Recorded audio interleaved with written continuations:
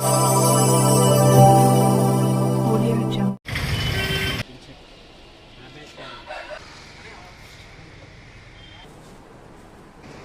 గాంధీ గారి నాయకత్వం, సోనియా గాంధీ గారి నాయకత్వం, సోనియా గాంధీ గారి నాయకత్వం.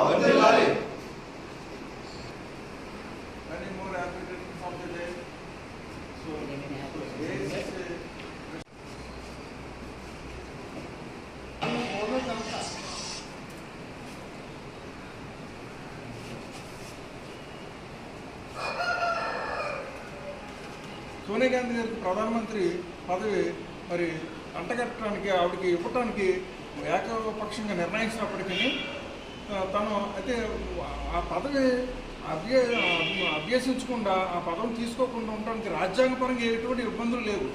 పూర్తిగా రాజ్యాంగపరంగా హక్కులు ఉన్నాయి. అయినప్పటికీ ఈ భారతదేశంలో వర్గ విభేదాలు తీసుకొచ్చి లేకపోతే లేనిది ఆ రాజ్యాంగానికి వ్యతిరేకంగా అనేకమైనటువంటి ఎలిగేషన్ తీసుకొచ్చి ఆవిడ లేవనెత్తడం వల్ల ప్రజల్లో విభేదాలు రాకూడదని దాన్ని తృణప్రాయంగా వ్యతిరేకించినటువంటి విసర్జించినటువంటి వ్యక్తి మహామోహరాలు మరి సోనియా గాంధీ గారిని. మా భారతదేశ కాంగ్రెస్ పార్టీ ఏఐసిసి అగ్రనేత శ్రీమతి సోనియా గాంధీ గారి 79వ పుట్టినరోజు వేడుకలు ఈరోజు మా భీమవరం జిల్లా కాంగ్రెస్ పార్టీ ఆఫీసులో జరుపుకోవడం చాలా ఆనందకరంగా ఉంది. అలాగే మా సోనియా గాంధీ గారి పుట్టినరోజు సందర్భంగా పలు సేవా కార్యక్రమాలు చేపట్టడం మా కాంగ్రెస్ పార్టీ ఆధ్వర్యంలో భీమవరం నియోజకవర్గంలో కొన్ని వార్డుల్లో కొంతమందికి పేదవాళ్ళకి కొన్ని నష్టం జరుగుతుంది. అలాగే త్యాగాల కోసం చెప్పుకుంటే ఎవరైనా చిన్న చిన్న పనులు సర్పంచ్ పనులకి వార్డు మెంబర్లకి మనం ఈ రోజుల్లో పార్టీకి చూస్తున్నాం, ఎంత ఇదిగా మనం పోట్లాడుకుంటాం.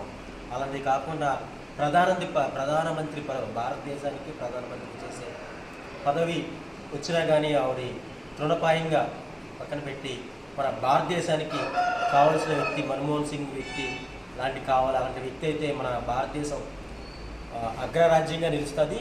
పైగా మన ఆర్థిక వ్యవస్థలో కూడా ఎంతో చాణక్యం చెప్పి అలాంటి వ్యక్తిని నియమించి మన భారతదేశాన్ని చేశారు. అలాగే కాంగ్రెస్ పార్టీని చూసుకుంటే కాంగ్రెస్ పార్టీ ప్రతిపక్షంలో ఉంది 2004 ముందు. ఆవిడ 2004 ముందు కాంగ్రెస్ పార్టీ మన భారతదేశ అధ్యక్షురాలుగా తీసుకుని పార్టీ బాధ్యతలన్నీ ఆవిడ భుజాలపైన వేసుకుని భారతదేశంలో 2004 నుంచి 2014 10 సంవత్సరాల అధికారంలోకి తీసుకొచ్చింది అంతా శ్రీమతి సోనియా గాంధీ గారిని. మన భారతదేశంలో ఎంతో మందికి సేవ చేసే కార్యక్రమంలో పాల్గొంటున్నారు. అలాంటి ప్రతిరోజు చేసుకోవడం మా కాంగ్రెస్ పార్టీ అందరి తరఫున కూడా మేము ఎంతో ఆనందంగా భావిస్తున్నాం.